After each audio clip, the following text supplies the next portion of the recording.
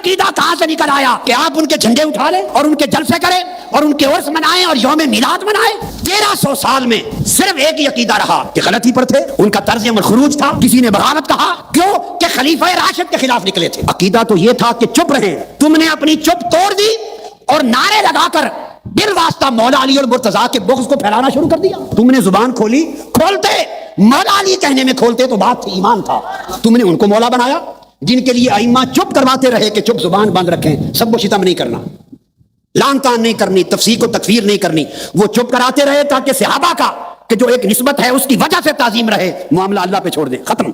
عثمان بن مظعون ایک صحابی تھے بوڑھے، ام العلا کہتی ہیں کہ میں ان کی خدمت کیا کرتی تھی، بہت بوڑھے ہو چکے تھے۔ وہ جب فوت ہوئے تو نبی اسلام ہمارے ہاں تشریف لائے میت کو دیکھنے کے لیے، تو میں نے ان کی میت کو مخاطب کر کے کہا کہ اے عثمان، تیرے لیے تو آخرت کی زندگی میں اللہ کی نعمتیں ہیں، جنتیں ہیں۔ تو نبی علیہ السلام پاس کھڑے تھے، آپ نے فرمایا کہ تمہیں کس نے بتا دیا؟ اللہ اکبر۔ پھر آپ علیہ السلام نے فرمایا کہ مجھے تو اپنے بارے میں نہیں پتا، حالانکہ میں اللہ کا رسول ہوں، کہ میرے ساتھ یا تمہارے ساتھ کیا کیا جائے گا؟ تم نے یہ کیسے کہہ دیا کہ یہ جنتی ہے؟ کتنے خطرناک الفاظ ہیں یہ، حالانکہ نبی علیہ السلام تو قطعی جنتی ہیں، لیکن آپ نے امت کی تعلیم کے لیے فرمایا، اور یہ الفاظ قرآن میں بھی ہیں، سورۃ الاحقاف میں پارہ نمبر 26 کے پہلے صفحے پر، اے نبی تم فرماؤ میں کوئی نیا رسول نہیں ہوں، مجھ سے پہلے بھی رسول گزرے ہیں، اور مجھے تو خود نہیں پتا کہ خود میرے ساتھ اور تمہارے ساتھ کیا ہونے والا ہے، میں تو اللہ کی وحی کا پابند ہوں۔ ام العلا کہتی ہیں جیسے ہی میں نے حضور سے یہ بات جب سنی نا، میں کہتا ہوں کہ اس تکلیف کا آپ اندازہ کر سکتے ہیں کہ وہ تو کتنے جذبے اور شوق میں نعرہ لگا رہی تھیں کہ ہر صحابی نبی جنتی جنتی، ہاں، اور حضور کہہ رہے ہیں کہ تمہیں کس نے بتا دیا؟ حالانکہ میں اللہ کا رسول ہوں، مجھے تو اپنے بارے میں اور تمہارے بارے میں بھی نہیں پتا۔ ام العلا کے الفاظ ہیں اللہ کی قسم اس کے بعد میں نے کبھی کسی کے لیے نہیں کہا کہ یہ جنتی ہے، اللہ جانے اس بندے کا معاملہ جانے۔ پھر کہتی ہیں کچھ دن بعد مجھے خواب میں نا ایک پانی کا چشمہ دکھایا گیا، بڑا خوبصورت، حضرت عثمان بن مظعون، میں نے حضور سے اس خواب کا ذکر کیا تو آپ نے فرمایا ہاں یہ عثمان کا عمل ہے۔ پھر حضور نے کنفرم کیا، اور وہ بھی حضور نے کر دیا، کوئی اور نہیں کر سکتا تھا، ورنہ تو وہ خود ہی کر لیتی نا۔ اس سے بڑھ کر بخاری مسلم دونوں میں حدیث ہے، نبی علیہ السلام کا ایک صحابی جو آپ علیہ السلام کو وضو کروایا کرتا تھا، سفر و حضر میں سواری کا کجاوا کستا تھا، خیبر کے موقع پر اسے ایک نامعلوم تیر لگا اور وہ شہید ہو گیا، اور جتنے صحابہ تھے انہوں نے نعرہ لگایا ہر صحابی نبی جنتی جنتی، ہر صحابی نبی جنتی جنتی، تو یہ تو سب سے بڑا صحابی ہے کہ حضور کا خدمت گزار ہے، انہوں نے کہا یہ تو جنتی ہے۔ نبی علیہ السلام فرمایا کہ تم اسے جنت کی بات بتا رہے ہو، حالانکہ مجھے اللہ نے دکھایا ہے کہ اس نے خیبر کے موقع پر مال غنیمت کی ایک چادر چوری کی تھی، ایک چادر صرف، جو آگ کی بنا کے اس کے اوپر ڈال دی گئی ہے۔ اللہ نے اس چیز کا بھی لحاظ نہیں کیا کہ حضور کا خدمت گزار ہے، صحابی ہے، اور بعد میں لوگوں نے نعرے لگانے ہیں ہر صحابی نبی جنتی جنتی۔ یہ مقصد کوئی کسی صحابی کی توہین کرنا نہیں ہے، مقصد آپ کو عقیدہ بتانا ہے۔ اس اعتبار سے تو ہر کلمہ کو بھی جنتی ہے، جو کلمہ پڑھنے والا ہے، ہر مسلمان نے جنت میں جانا ہے کہ نہیں جانا، اسی امید میں ہے نا انشاءاللہ۔ تو بخاری مسلم کے الفاظ ہیں، اس کا نام تھا مدعم، اس صحابی کا۔ صحابہ کرام اپنے گھروں میں گئے، اگر کسی نے ایک رسی بھی اٹھائی تھی نا، یہ سمجھ کے مال غنیمت کی کہ خیر ہے اس کی تو اتنی ورت نہیں میں گھر لے جاؤں، وہ بھی آ کے جمع کروائی مال غنیمت میں، کیونکہ مال غنیمت کو تقسیم کرنا ہے حکمران وقت نے، اس وقت رسول اللہ تھے صلی اللہ علیہ وسلم۔ اب اس سے کلیئر ہو گیا عقیدہ۔ پھر جو بخاری مسلم میں وہ مشہور حدیث ہے کہ ایک حبشی عورت تھی جو مسجد نبوی کی صفائی کیا کرتی تھی، چند دن تک وہ نظر نہ آئی، تو نبی اسلام نے کہا وہ عورت کدھر گئی؟ بتایا گیا یا رسول اللہ وہ فوت ہو گئی، رات کے وقت ہی ہم نے اسے دفنا دیا۔ آپ نے فرمایا مجھے نہیں تم نے بتایا؟ حدیث کے الفاظ ہیں، لوگوں نے ہلکا جانا کہ وہ ایک عام حبشی عورت تھی، لیکن حضور کے لیے تو ہر وہ بندہ اہم ہے جو دین کا کام کرے۔ آپ کے نزدیک جس کا اونچا نعرہ ہو وہ اہم ہے، نبی اسلام کے نزدیک دین کا کام کرنے والا بندہ اہم ہے۔ آپ نے فرمایا کہ مجھے اس کی قبر پہ لے کے چلو۔ قبر پہ لے کے گئے، نبی اسلام نے قبر پہ جا کے جنازہ پڑھا، اور جب واپس پلٹے تو آپ نے فرمایا یہ قبریں اندھیروں میں ڈوبی ہوئی تھی، میرے جنازہ پڑھنے کی برکت سے اللہ نے ان قبروں کو نور سے بھر دیا۔ سبحان اللہ، سبحان اللہ تو ہم پڑھ رہے ہیں، لیکن اس کا ایک بڑا تلخ پہلو ہے۔ کیا کسی کافر کی قبر حضور کی دعا سے جنت کا باغ بن سکتی ہے؟ نہیں، یہ تو عقیدہ ہی کفر ہے، کیونکہ قرآن کا فیصلہ واضح ہے۔ کہ اللہ بھی معاف نہیں کرے گا. نبی علیہ السلام نے کہاں سے معاف کرنا ہے؟ کافر کو، مشرک کو. اس کا مطلب ہے کہ وہ مسلمانوں کی قبریں تھیں. اب میں یہ نہیں کہتا کہ صحابہ کی قبریں تھیں، ورنہ کہیں گے یہ گستاخ رسول ہو گیا، گستاخ صحابہ ہو گیا. اس زمانے میں جو مسلمان تھے، بریلوی، دیوبندی، اہل حدیث، شیعہ. ویسے تو اس زمانے کے مسلمانوں کو صحابی کہا جاتا ہے، لیکن وہ فتویٰ لگا دیں گے نا. چلے ہم کہتے ہیں اس زمانے کے جنہوں نے حضور کو ایمان کی حالت میں دیکھا، ایمان کی حالت میں دنیا سے گئے، اس زمانے کے بریلوی، دیوبندی، اہل حدیث، شیعہ. تبھی نور سے بھری گئی نا. اور دوسرا یہ بھی کلیئر ہو گیا کہ نبی اسلام نے ان صحابہ سے یہ نہیں کہا کہ ہاں میں ہر مومن کی قبر میں جاتا ہوں. تو واقعی وہ فوت ہو گئی تھی، 3-4 دن پہلے میں قبر میں گیا تھا اور میرے بارے میں اس سے پوچھا گیا تھا، ما کنت تقول فی حق ھذا الرجل، اس مرد کے بارے میں تم کیا کہتے ہو؟ حضور نے تو علمی کا اظہار کیا، مجھے تو پتہ ہی نہیں تھا کہ وہ فوت ہو چکی ہے. اور یہ لوگ کیا کہتے ہیں؟ حضور علیہ السلام قبر میں جاتے ہیں. بریلوی یہ کہتے ہیں. دیوبندی کہتے ہیں نہیں، حضور خود نہیں جاتے، آپ کی شکل دکھائی جاتی ہے، یا آپ کی قبر مبارک اور اس کی قبر کے درمیان سارے پردے ہٹا دیے جاتے ہیں اور پوچھا جاتا ہے کہ اس مرد کے بارے میں تیرا کیا عقیدہ تھا. ہر بندے نے اپنا عقیدہ بنایا ہوا ہے. مفتی احمد یار خان نعیمی صاحب نے جال حق میں لکھا ہے کہ نبی اسلام دکھائے جاتے ہیں نا، ورنہ تو وہ شخص جو ہے نا وہ پوچھتا آگے سے کہ کس مرد کے بارے میں مجھ سے پوچھ رہے ہو. جب وہ کہتے ہیں ما کنت تقول فی حق ھذا الرجل، وہ کہتے ہیں ھذا کا مطلب ہے کہ وہاں موجود ہے. ہم نے بتایا کہ ھذا کا صیغہ موجود کے لیے بھی ہوتا ہے اور غائب کے لیے بھی ہوتا ہے جس کا ذکر ہو رہا ہو. جیسے بخاری میں ھذا کے صیغہ کے ساتھ عبداللہ بن عمر نے یزید کی طرف اشارہ کیا کہ ہم نے اللہ اور اس کے رسول کے احکامات کے اندر ھذا الرجل کی بیعت کی ہے. حالانکہ وہ شام میں تھا، عبداللہ بن عمر مدینے میں تھے، 1000 کلومیٹر کا فاصلہ تھا. جب آپ ذکر کر رہے ہوتے ہیں تو اس میں ہو جاتا ہے. اور یہی وجہ ہے کہ مومن جب جواب دیتا ہے وہ کہتا ہے ہوا محمد رسول اللہ، وہ یہ نہیں کہتا ھذا محمد رسول اللہ، وہ پھر تھرڈ پرسن کے صیغے سے جواب دیتا ہے. وہ کہتے ہیں مفتی صاحب کہ نہیں، دیکھیں یہاں ہونا چاہیے تھا کہ وہ بندہ پوچھتا کہ کس مرد کے بارے میں پوچھ رہے ہو. اگر وہ یہ کہتا نا تو آپ کی بات کلیئر ہو جاتی. تو سرکار ہم نے ایک حدیث ایسی دریافت کر لی ہے مسند احمد میں جس میں الفاظ ہیں ای الرجل. وہ مردہ پوچھتا ہے کہ کس مرد کے بارے میں پوچھ رہے ہو. جو الفاظ ہیں نا بخاری کے، اس مرد کے بارے میں تم کیا کہتے تھے، تو آگے سے پوچھتا ہے کون سا مرد. مفتی صاحب کا مسئلہ ختم. تو پتہ فرشتے کیا کہتے ہیں؟ الذی بعث فیکم. اور یہ الفاظ ابو داؤد میں بھی موجود ہے. ہم اس مرد کے بارے میں پوچھ رہے ہیں جس کو اللہ نے تمہارا نبی بنا کے مبعوث کیا ہوا تھا، جو شخص تم میں مبعوث ہوا تھا. تو کہتا ہے ہوا محمد رسول اللہ صلی اللہ علیہ وآلہ وسلم. اللہم اجعلنا منہم، اللہ تعالیٰ ہمیں ان میں کرے جو یہ جواب دے لیں. یہ بخاری اور ابو داؤد میں پوری تفصیل موجود ہے. اور یہ جب 3 سوال ہوتے ہیں، من ربک ما دینک ما کنت تقول فی حق ھذا الرجل. ایک چوتھا سوال ہے جو انہوں نے اسکپ کیا تھا، میں نے دریافت کیا ہے، تو اب ان کو پریشانی لگی ہوئی ہے. ایک چوتھا سوال بھی ہوتا ہے جب مؤمن جو ہے نا جواب دے لیتا ہے نا، تو اس سے فرشتے پوچھتے ہیں کہ تجھے کیسے پتا چلا؟ تو وہ کہتا ہے میں نے اللہ کی کتاب پڑھی تھی اور رسول اللہ کے نبی ہونے کی تصدیق کی. ہاں تو ظاہر ترجمے سے پڑھی ہوگی نا، خالی پڑھنا تصدیق تو نہیں ہوتی. اور جو منافق ہے جب وہ جواب نہیں دے پاتا تو فرشتے کہتے ہیں تو نے، وہ ہر بات میں کہتا ہے ہائی ہاتا لا ادری لا ادری، ہائے افسوس مجھے کچھ پتا نہیں. تو فرشتے اسے کہتے ہیں کہ تو نے خود پڑھ کے سمجھنے کی کوشش کیوں نہیں کی، یا کسی ایسے شخص سے کیوں نہیں پوچھ لیا جو جاننے والا تھا. یہ چوتھا سوال ہے.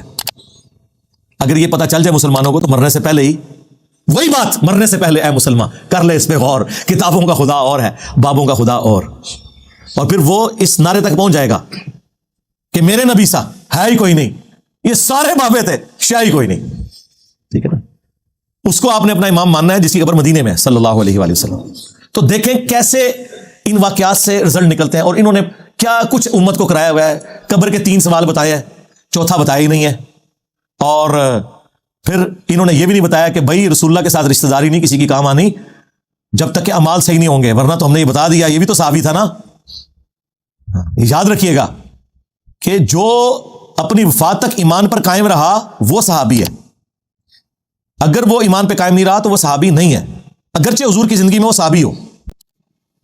یہ منکرین زکات جو ہیں، یہ رسول اللہ نے ان کو صحابی ہونے کی حالت میں چھوڑا ہے دنیا میں. وہ کہتے ہیں نہیں جی بعد میں منکرین زکات بن گئے، مرتد ہو گئے. سرکار بات چھوڑ دو، جب میرے نبی نے آنکھیں بند کی ہیں اس ڈیٹ کو وہ کیا تھے؟ صحابہ. حضور کو تو نہیں نہ پتا کہ میرے بعد کام ڈال دیا انہوں نے. کلیئر ہو گیا؟ اب حضور کی وفات کے بعد وہ کام ڈال دیں. نبی علیہ السلام نے انہیں آخری وقت کیا دیکھا ہے؟ صحابی. یہی وجہ ہے کہ بخاری مسلم میں موجود ہے میرے حوض کوثر پر میرے اصحاب میں سے لوگوں کو لایا جائے گا اور میں کہوں گا اصحابی اصحابی. کم از کم 8 ترک موجود ہے بخاری مسلم میں. اور مجھے فرشتے بتائیں گے یا رسول اللہ آپ کو نہیں پتا آپ کے بعد یہ دین سے الٹے قدم پھر گئے تھے, انہوں نے دین میں بدعتیں جاری کر دی تھی. تو میں کہوں گا سحقن سحقن لمن غیر بعدی, سحقن سحقن لمن بدل بعدی, ان پہ پھٹکارو, ان کو مجھ سے دور کر دو جنہوں نے میری وفات کے بعد میرے دین کو بدل دیا. عبداللہ ابن ابی ملیکہ تابعی کہتے ہیں اس حدیث کے ساتھ, اے اللہ ہم تجھ سے دعا کرتے ہیں کہ تیرے نبی کی وفات کے بعد ان کے دین سے الٹے قدم نہ پھریں, آمین. اللہم من احییتہ منا فاحیہ علی الاسلام ومن توفیتہ منا فتوفہ علی الایمان. بخاری کے الفاظ ہیں, ابن عباس کہتے ہیں یہ وہ لوگ تھے جو حضرت ابوبکر کے دور میں مرتد ہو گئے اور حضرت ابوبکر نے ان کے خلاف قتال کیا. تو حضرت ابوبکر کے دور میں جو مرتد ہوئے وہ رسول اللہ کے دور میں کیا تھے؟ بریلوی, دیوبندی, اہل حدیث, شیعہ یا صحابی. تو یہ کوئی توہین نہیں ہے, یہ صحابہ کی عظمت ہے کہ صحابی وہ جنتی ہے جو اپنی وفات تک رسول اللہ کے طریقے پہ رہا. نہ تو ہم روافظ کی طرح اس ایکسٹریم پہ ہیں کہ جو نعوذ باللہ سابقون الاولون حضرت ابوبکر عمر عثمان کے بارے میں بکواسیات کرتے ہیں یا جلیل القدر صاحب کے بارے میں اور بعض غلوف کر کے ان کے ایمان کے درپے ہوئے ہیں, اور نہ ہم ان ناصبیوں کی طرف ہیں جو اہل سنت کے اندر گھسے ہوئے ہیں جو بنو امیہ کو بچانے کے لیے ہر بندے کو جناب یہ نعرے, جو یہ ناصبیت والے نعرے ہیں نا جی, ہر صحابی نبی جنتی جنتی, آپ یہی کیوں نہیں کہتے کہ ہر کلمہ گو مسلم جنتی جنتی ہے نا حدیث سے؟ پھر ان کو تکلیف پڑ جائے گی, کوئی اپنے فرقے والے کو ماننا پڑے گا. تو آپ کہہ دو ہر بریلوی جنتی, ہر دیوبندی والے دیوبندی, ہر دیوبندی جنتی, ہر وہابی جنتی. اور اللہ کے بندوں, جنت دوزخ کے فیصلے کوئی یہاں بیٹھ کے کر سکتا ہے؟ بخاری مسلم دونوں میں حدیث ہے, نبی الاسلام ایک جگہ سے گزر رہے تھے, آپ رک گئے, اور مسلم میں ایک حدیث میں الفاظ ہیں کہ آپ کا خچر بدک گیا. تو نبی الاسلام رک گئے, آپ نے فرمایا ان قبر والوں کو عذاب ہو رہا ہے. پھر آپ نے ایک ٹہنی توڑ کے اس کے 2 حصے کر کے قبر پہ لگائے, فرمایا جب تک ہری رہیں گی تو ان کے عذاب میں تخفیف ہوگی. حضور کی دعا کی برکت, آپ کے مبارک ہاتھوں کی برکت, صحابہ کو نہیں پتا چلا عذاب ہو رہا ہے. اور دوسری بات, نبی الاسلام نے فرمایا کہ ایک پیشاب کے چھینٹوں سے نہیں بچتا تھا اور ایک چغلی کھایا کرتا تھا. اس کا مطلب یہ ہے کہ وہ کافر نہیں تھے, ورنہ حضور بڑی بیماری کا ذکر کرتے نا, حضور سیدھا کہتے ہیں کافر تھے, اور ظاہر کافر کو نفع بھی نہیں پہنچنا تھا نا, یعنی ہے مسلمان کی قبریں تھی اس زمانے کے جو بریلوی دیوبندی اہل حدیث فوت ہو گئے, کیونکہ پھر تو یہ کہیں گے ہم تو کہتے ہیں ہر صحابی نبی جنتی جنتی, یہ اور طرف چل پڑیں گے. مسلم شریف میں الفاظ ہے, نبی علیہ السلام نے فرمایا کہ میں نے ارادہ کیا کہ اللہ سے دعا کروں کہ تمہیں عذاب قبر سنوا دے, دکھانے والی کہانی ختم, کشف القبور ختم, لیکن مجھے ڈر ہوا کہ تم اپنے مردوں کو دفنانا چھوڑ دو گے, صرف عذاب قبر کو سن کے, دیکھنے کی بات ہی نہیں. اچھا, اگر حضرت ابوبکر عمر عثمان علی رضی اللہ عنہم اجمعین عذاب قبر نہ دیکھ سکیں حضور کے ساتھ ہوتے ہوئے, تو آڈے بابے تھے شے کوئی نہیں, لے جاؤ, کیونکہ میرے نبی سا ہے ہی کوئی نہیں, تیرے بابے تھے شے ہی کوئی نہیں, خلفائے راشدین جیسا ہے ہی کوئی نہیں, تیرے بابے تھے شے ہی کوئی نہیں. اگر ان کو نہیں عذاب قبر نظر آ رہا, اور یہاں کہتے ہیں جی وہ بتا دیتے ہیں جی کشف, اور چھڑ دو کشف القبور. میں پرچی پہ اپنی میکینیکل انجینئرنگ کا فارمولا لکھ کے دیتا ہوں, مشین ڈیزائن کا, میکینکس آف مٹیریل کا, تو آڈا زندہ بابا مردہ بابا تک کے پڑھ کے سنا دے منو کے لکھے ہے. سمجھانا نے چھڑ دو, سمجھانا چھڑ دو, صرف 10 دفعے کے لکھیا کیا ہے. اور ایک قیامت تک چیلنج ہے, جس نے انجینئرنگ نہیں کی تھی وہ پڑھ نہیں سکتا. یہ کہتے ہیں نا بابوں کے پاس علم لدنی ہے, روحانی علم ہوتا ہے. سرکار اللہ نو تے آندی ہے نا میکینیکل انجینئرنگ, تو سارے بابیاں دی عزت ویسی سٹیک تے لگی ہے. تواڈے بابے کس دن کام آنے باہر نکلن, چلو جڑے باہر نے وہ کٹھے ہو کے پڑھ کے دس دن, منہ جھوٹا کر دیں, دل چھوڑ دیں. میں تو کہتا ہوں سامنے پڑھیں. ویسے تو میرا یقین ہے کہ اکثر بابے اگر میں انہیں کہوں نا قرآن تجوید سے پڑھیں, وہ بھی نہیں پڑھ سکتے, دیکھ کے بھی سنت اذکار دیکھ کے تجوید سے پڑھ کے بتا دے, اکثر نہیں پڑھ سکتے. اس کا چیک یہ ہوگا کہ جب بریلویوں کا بابا آئے گا ہم دیوبندی کاری بٹھا لیں گے, وہ پہلے عرفتی غلطی کر لے گا, اور دیوبندیوں کا بابا آئے گا ہم بریلوی کاری بٹھا لیں گے. ساڑھے کو تو مسئلہ سیدھا سیدھا ہے کہ سیدھے کر سکتے ہیں. تو یہ سارے ان لوگوں کے ڈھکوسلے ہیں, انہیں پتہ ہی نہیں بھائی کتابوں کا دین اور ہے. مرنے سے پہلے اے مسلمان کر لے اس پہ غور, کتابوں کا خدا اور ہے, بابوں کا خدا اور, کتابوں کا دین اور ہے, بابوں کا دین اور, کتابوں کا پیمبر اور ہے, بابوں کا پیمبر اور. اگرچہ وہ بابے بھی اسی پیمبر, اسی دین, اسی خدا کو مانتے ہیں, لیکن ان کوالٹیز کے ساتھ نہیں مانتے جو آسمان سے نازل ہوئی ہیں, بلکہ ان کوالٹیز کے ساتھ جو ان کے بزرگوں نے کلیم کی ہوئی ہیں. تو اس طرف واپس ہیں جو میں نے کہا, نبی الاسلام نے کہا میرے حوض کوثر پہ لوگ لائے جائیں گے. ٹھیک ہے, بخاری مسلم میں باقاعدہ حدیث موجود ہے کہ عرب کے قبائل مرتد ہو گئے حضرت ابوبکر کے دور میں. تو مرتد کون ہوتا ہے؟ جو پہلے مسلمان ہو. المستدرک للحاکم میں سنن دارمی میں موجود ہے, نبی الاسلام نے آیت تلاوت کی, اذا جاء نصر اللہ والفتح ورأیت الناس يدخلون فی دین اللہ افواجا, کہ اللہ کی مدد آ پہنچی اور تم دیکھ رہے ہو کہ لوگ گروہ در گروہ دین میں داخل ہو رہے ہیں. نبی الاسلام نے یہ آیت تلاوت کر کے کہا کہ ان قریب میری وفات کے بعد لوگ گروہ در گروہ دین سے نکل بھی جائیں گے. اور یہی ہوا. کئی لوگوں کا کنوکشن والا ایمان نہیں تھا, انہوں نے رسول اللہ کو قریش کے ایک سردار کے طور پر ایک واریر کا غلبہ مان لیا عرب کی سرزمین پہ اور ان کی بیعت کر لی. پیغمبر ان کو اس لیے ماننا پڑا کہ نبی علیہ السلام پیغمبر بھی تھے، ادروائز ان کا پیغمبر ماننا کنوکشن والا نہیں تھا. اسی لیے قرآن میں یہ آیت نازل ہوئی کہ اعرابی لوگ کہتے ہیں کہ ہم ایمان لے کر آئے. قالت الاعراب آمنا، اے نبی ان سے فرماؤ تم ایمان نہیں لائے بلکہ تم کہو ہم اسلام لے کے آئے، ایمان تو تمہارے دلوں میں بھی داخل ہی نہیں ہوا. سرکار اگر حضور پہ ڈائریکٹ کوئی اسلام لے کر آئے تو اللہ تعالیٰ انہیں کہہ رہا ہے ایمان ابھی داخل نہیں ہوا، تو آڑے بابے تشائی کوئی نہیں جب تک کہ وہ قرآن و سنت کے مطابق نہیں چلیں گے.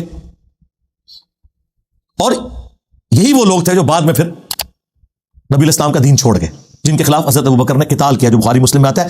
اور بخاری مسلم میں انہی لوگوں کے بارے میں ہے کہ حوض کوثر سے انہیں دھتکارا جائے گا اور حضور کہیں گے اصحابی اصحابی، یہ میرے صحابہ ہیں. لیکن فرشتے بتائیں گے آپ کے بعد انہوں نے دین بدل دیا. نبی علیہ السلام انہیں پہچان لیں گے، ظاہر شکلوں سے پہچانتے ہوں گے نا، لیکن یہ نہیں پتا ہوگا کہ بعد میں کیا کیا. بلکہ بخاری مسلم کے الفاظ ہیں، میں اس وقت وہی کہوں گا جو عبد صالح عیسیٰ ابن مریم کہیں گے کہ اللہ جب تک میں ان میں موجود تھا ان پر گواہ تھا، جب تو نے مجھے اٹھا لیا پھر تو ان پر گواہ تھا. اب یہ تیرے بندے ہیں، چاہے انہیں معاف کر چاہے انہیں عذاب دے. لیکن اللہ تعالیٰ کیا فرما رہا ہے کہ آج کے دن سچوں کو ان کا سچا عقیدہ ہی نفع دے گا. سورۃ المائدہ کی آخری آیات حضور نے تلاوت کی کہ جس طرح عیسیٰ ابن مریم اپنے فالوورز کے غلط عقائد سے قیامت کے دن اعلان برات کر دیں گے نا، میں بھی کہوں گا کہ یا اللہ جب تک میں ان میں موجود تھا ان پر گواہ تھا، میرے جانے کے بعد جو کچھ انہوں نے کیا یہ خود اپنے اعمال کے جواب دیں. اچھا دیکھیں اللہ کے نبی ایک ایک بات بتا گئے کیونکہ حضور کو غیبی خبر بتائی گئی تھی. اچھا بعض لوگ اس میں یہ بھی کہتے ہیں، دیکھیں آپ کہہ رہے ہیں حضور علیہ السلام کو علم، ہم کب کہتے ہیں جو حضور کا علم غیب نہ مانے وہ کافر ہے، ذہن میں رکھیے گا. ہمارا اختلاف یہ ہے کہ جتنا حضور کو بتایا گیا بس آپ نے اتنا ماننا ہے، خود سے کلیم نہیں کرنا ان کے بارے میں. تو حضور کو بس اتنا بتایا گیا تھا کہ آپ کے کچھ ساتھی مرتد ہو جائیں گے، یہ نہیں بتایا گیا تھا کون سے. جبھی تو آپ قیامت والے دن سب کوئی بلا بلا کے حوض کوثر پہ مشروب پلا رہے ہوں گے. ورنہ حضور کو اگر پہلے پتہ چل جائے تو آپ ہمیں پتہ چل جائے ہم تو کہیں یار دور ہو جا، تو نے تو بعد میں بیڑا غرق کیا نہ ستوں. فرشتے بتائیں گے یا رسول اللہ آپ کے بعد انہوں نے دین سے پیچھے ہٹ گئے تھے. تو یہ خبر آپ کو دنیا میں بتائی گئی ہے کہ آپ کے بعد کچھ لوگوں نے کام ڈالنا ہے. لیکن اسی لیے انصار مدینہ کو حضور نے کہا تھا نا، بخاری مسلم میں حدیث ہے، انصار مدینہ میں تمہارے گھروں میں فتنے ایسے اترتے ہوئے دیکھ رہا ہوں جیسے آسمان سے بارش، اور میرے بعد اور لوگوں کو تم پر ترجیح دی جائے گی، صبر کرنا یہاں تک کہ حوض کوثر پہ آ کے مجھے ملنا. حوض کوثر پہ پھر وہی سحقا سحقا لمن غیر بعدی. انصار مدینہ نے اتنی قربانیاں کی ان کے اوپر، بعد میں بنو امیہ نے جو کچھ ان کے ساتھ کیا وہ آپ کے سامنے ہے. مولا علی کے بارے میں حدیث ہے صحیح مسلم میں، علی سے محبت نہیں رکھے گا مگر مؤمن، علی سے بغض نہیں رکھے گا مگر منافق. اور بخاری مسلم میں انصار مدینہ کے بارے میں سیم الفاظ ہیں، انصار مدینہ سے صرف مومن ہی محبت رکھیں گے اور انصار مدینہ سے صرف منافق ہی بغض رکھیں گے. اسلام کے لیے قربانیاں دی لیکن بعد میں ان کے ساتھ جو کچھ ہوا. تو یہ ایک پورا ایک ٹاپک ہے، اور یہی ٹاپک ہے جو کربلا تک آپ کو الٹیمیٹلی لے جاتا ہے کہ کربلا کیوں ہوئی. کربلا سے زیادہ امپورٹنٹ ہے کربلا کا پس منظر.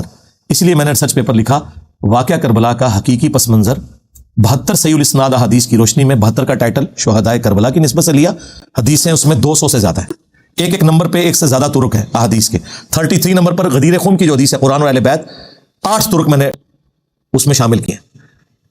خلفائے راشدین کون ہیں اور حضرت عمر فاروق کی شہادت سے لے کے رضی اللہ تعالیٰ عنہ شہادت کربلا تک احادیث میں نے ساری جمع کی ہیں. اکثر بخاری اور مسلم سے ہیں، جو ادر دین بخاری مسلم ہے اس میں میں نے دور حاضر کے بڑے محدثین کی تحکیم لگائی ہے، شیخ البانی کی، شیخ زبیر لیزئی کی، شیخ شعیب آرناؤت کی، سلیم اسد صاحب کی، اور لوگوں کی. کوئی ایک حدیث بھی ایسی نہیں ہے جس کے اوپر صحت کا حکم بڑے محدثین کا موجود نہ ہو. الحمدللہ. یہ تو ہو سکتا ہے کہ کچھ کے ساتھ کچھ محدثین ایگری کرتے ہوں، کچھ کے ساتھ کچھ، لیکن یہ نہیں ہوگا کہ کوئی ایسی حدیث ہو جس کے ساتھ کوئی بھی ایگری نہ کرتا ہو. تو جس کا اعتماد جس کے اوپر، اور اکثر حدیث تو بخاری مسلم سے. میں تو کہتا ہوں ایک حدیث ہی کافی ہے، وَيْحَ عَمَّارَ تَقْتُلُهُ الْفِئَةُ الْبَاغِيَةُ يَدْعُوهُمْ إِلَى اللَّهِ وَيَدْعُونَهُ إِلَى النَّارِ. وَيْحَ عَمَّارَ، افسوس ہے عمار، تجھے ایک باغی جماعت قتل کرے گی، تو نے اللہ اور جنت کی طرف بلائے گا، وہ جماعت جہنم کی طرف بلا رہی ہوگی. یہ ایک حدیث بخاری مسلم کی یہ پورے کے پورے مقدمے کو کلیئر کر دیتی ہے کہ مولا علی علیہ السلام اور ان کے ساتھیوں کی پارٹی حق پہ تھی، اور جو خلفائے راشدین کے مخالفین تھے حضرت ابوبکر، عمر، عثمان اور حضرت علی کے مخالفین وہ دوسری والی جماعت تھی. تو ہم الحمدللہ خلفائے راشدین کے ساتھ ہیں، اہل البیت کے ساتھ ہیں. اللہ تعالیٰ دنیا اور آخرت میں ہمارا خاتمہ اسی عقیدے کے اوپر کرے اور آخرت میں انہی بڑی ہستیوں کے ساتھ ہمیں محشور فرمائے. صلو علی محمد و آل محمد، اللہم صلی علی محمد و علی آل محمد و اصحاب محمد و ازواج محمد اجمعین الی یوم الدین، آمین.